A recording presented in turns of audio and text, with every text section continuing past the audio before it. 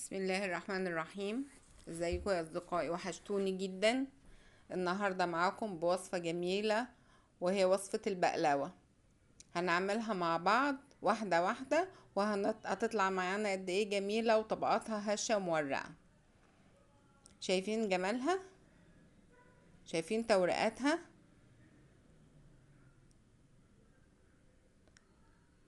قد ايه هشة وجميلة. شايفينها عاملة ازاي؟ شايفين الطبقات بتاعتنا عاملة ازاي؟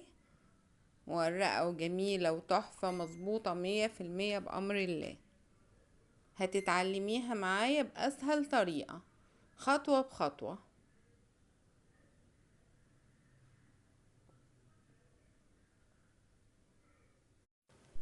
يلا بينا على المقادير ونعرف عملنا الصينية دي ازاي. مقادير معانا سهلة وبسيطة جدا، متاحة في كل بيت. عبارة عن 400 جرام سمنة سايحة، نص كيلو عجين الجلاش، كوباية من البندق المبشور. هنستخدم معاها القطاعة دي، وصينية مقاس 24. الصينية بالشكل ده او صينية حفتها منخفضة المتاح معانا نستخدمه. احنا مش هنقف واحنا بنعمل حاجة، مش هنقف. نجيب الصينية وناخد مقاس الجلاش، نظبط واحنا بنقطع كده نفس المقاس بالظبط بتاع الصينية، عشان انا عاوزة الصينية بتاعتي تبقى مظبوطة وتبقى شكلها جميل. لازم نظبط كده بالشكل ده.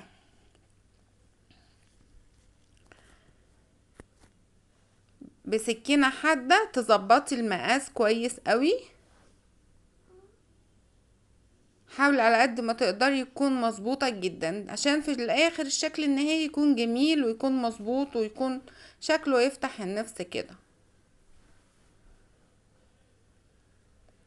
الزيادات دي مش هنرميها ولا حاجة، الزيادات دي هنستعملها بس فين؟ في جوه الصينية من جوه بعد ما نحط الطبقات. ده عبارة عن 12 طبقة، هنحط 6 تحت و6 فوق. هناخد طبقتين طبقتين ونفردهم في الصينية، واحنا بنفرد تبقى مظبوطة معانا. احنا قصينا عشان يبقى شكل جمالي، برضو نراعي ده واحنا بنفرد تبقى الطبقة معانا مظبوطة. ناخد طبقة تانية ونحطها، نكمل الست طبقات في الصينية.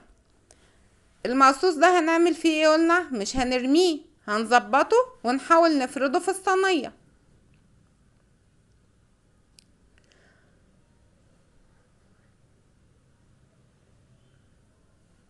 تحاولي تفرديه كويس في الصينية بطريقة برضو منتظمة على قد ما تقدري. وتقسيم الطبقات دي بعينيكي برضو، نصها بيبقى تحت ونصها بيبقى فوق.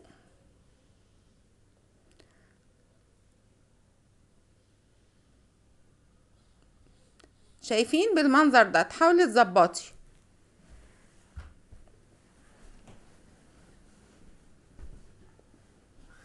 تاخدي كل نص الكمية زي ما اتفقنا، الست طبقات، وتقسمي بعينيكي البواقي الزوايد دي وتقسميها في الصينية من تحت. اخر بعد ما تظبطي تحطي طبقتين، هننزل بايه؟ ننزل بالبندق المبشور. بتغطي السطح كله بالبندق المبشور.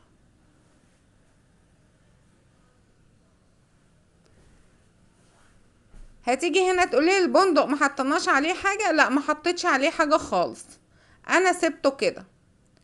هيفك؟ لا مش هيفك، لان مادة الربط بتاعته ايه؟ هو السيرب اللي احنا هنسقي بيه الصينيه في الاخر.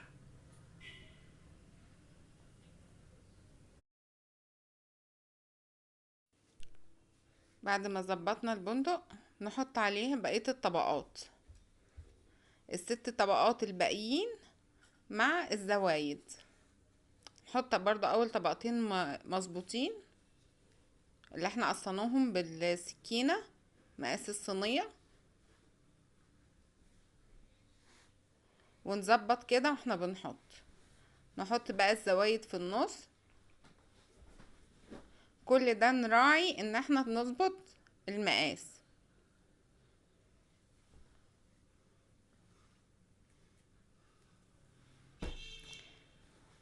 نحاول نظبط كل الزوايد دي في الصينية علشان تبقى هشة وجميلة ومورقة، متحطيش حاجة مكلكعة. بعد كده حطينا بقية الطبقات المتساوية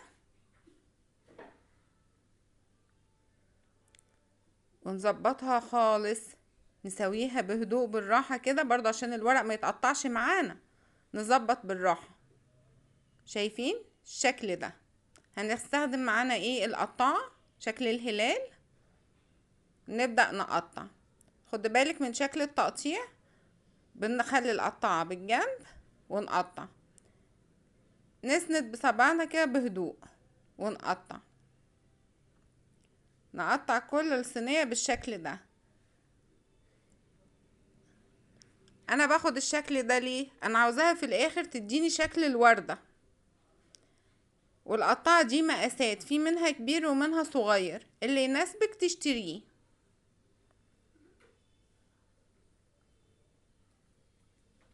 كلها كده. نكمل كل الصف.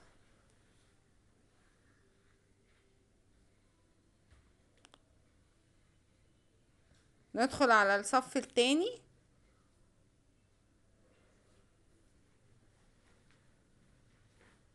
برضو بنفس الشكل، خلي القطاعة بالجنب. نكمل الصينية بالشكل الجميل ده. بقت شكل وردة ازاي؟ ننزل بالسمنة بتاعتنا الدافية.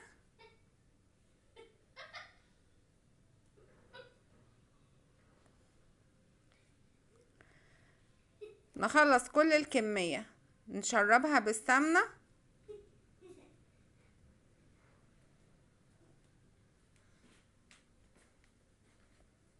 هي اول ما بنصب عليها السمنة بتبدأ تنطر وتورق معانا.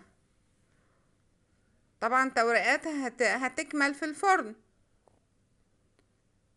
هتقولي السمنة دي زيادة وكتير، لا مش كتير ولا حاجة. لما بتطلع من الفرن بنصفي الزيادة دي كلها، بس السمنة دي مهمة عشان تخلي الطبقات مورقة وجميلة وهشة. تشربيها كويس بالسمنة.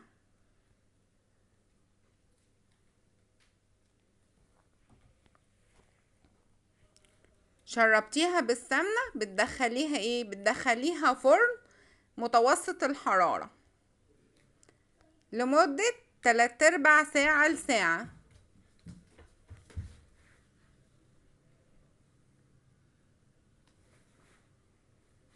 لغاية لما تاخد اللون الذهبي الجميل. شايفين السمنة بدأت تنطرها لفوق ازاي؟ بدأت تورق الطبقات قبل ما تدخل كمان الفرن ازاي؟ شايفين الشكل الوردة الجميل ده؟ في الاخر هتطلع شكل رائع.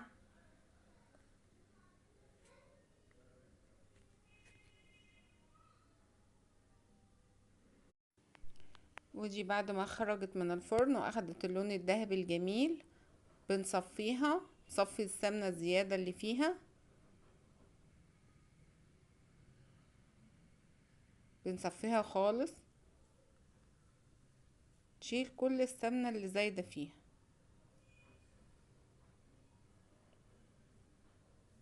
نصفيها كويس. ممكن تغمقي لونها، ممكن تفتحي لونها حسب ما انتي عاوزة. انا بحب اللون الذهبي الفاتح ده. صفطيها كويس من السمنة. هنسقيها السيرب بتاعها عبارة عن كوباية سكر، نص كوباية مية، نص كوباية عسل كلوكوز، عصرة ليمونة. السيرب بتاعها بارد وهي سخنة خارجة من الفرن. نسقي السيرب بالشكل الجميل ده. سقيها كلها. خلي الطبقات كلها تاخد من السيرب ده وتاخد من العسل. هي تكون سخنة نار والسيرب بارد، تسقيها كويس، تسقي كلها كويس. بتسقي كل كمية العسل بقت بالشكل الجميل ده.